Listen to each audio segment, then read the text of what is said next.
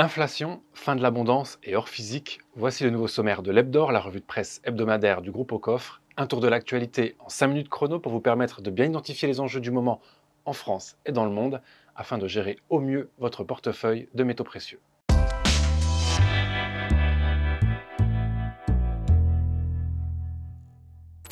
Une rentrée sous le signe de l'inflation. Vous n'avez certainement pas manqué la plongée de l'euro depuis une semaine. La monnaie européenne est passée lundi dernier sous le seuil de la parité avec le dollar à un niveau plus vu depuis l'année de sa mise en circulation en 2002. La principale conséquence, et la plus directe, nous dit France Info, est que cette chute de l'euro alimente la hausse des prix, en particulier ceux des hydrocarbures. Qui plus est, la vigueur du dollar accentue une inflation déjà dévastatrice pour les consommateurs et les entreprises. C'est aussi le moment qu'a choisi le président de la République française, Emmanuel Macron, pour affirmer que nous nous dirigions vers la fin de l'abondance, la fin de l'évidence et la fin d'une forme d'insouciance lors d'un conseil des ministres. Le prix de cette abondance est en effet devenu exorbitant, nous dit Marc Chevalier, rédacteur en chef d'Alternative économique. Le montant de la facture énergétique de la France s'est élevé à 48 milliards d'euros au premier semestre de cette année, un record qui, pour un peu, en ferait presque oublier l'autre partie du déficit commercial, celle imputable aux échanges de produits industriels qui défraie elle aussi la chronique.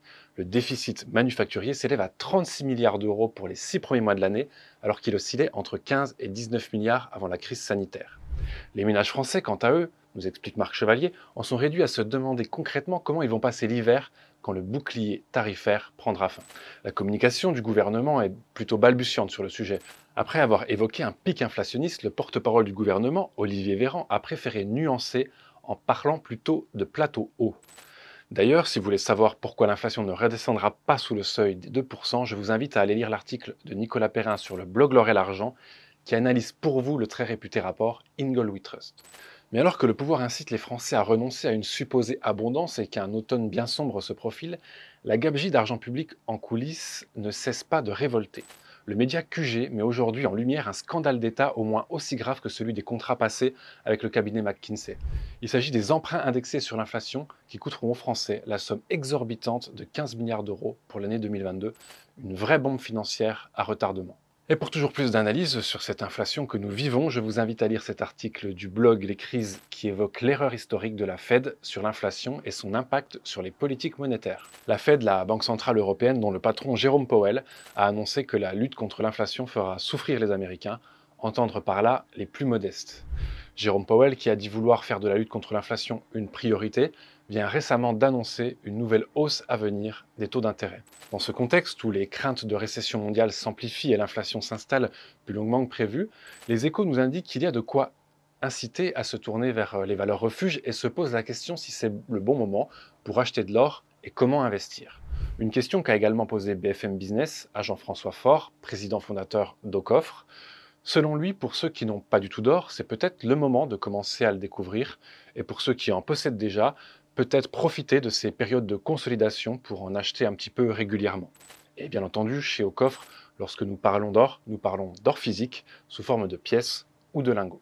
L'une des conclusions de tout ça, en tous les cas pour Marc Toiti, c'est que la France n'a plus les ressources suffisantes pour contrer la période de forte inflation en cours.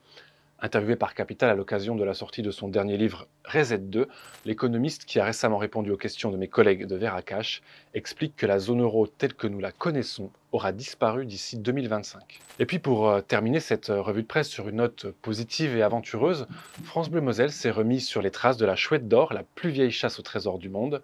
Pour ceux qui ne connaîtraient pas cette histoire, il y a 29 ans, en 1993, un certain Max Valentin décide d'enterrer une chouette en bronze quelque part en France.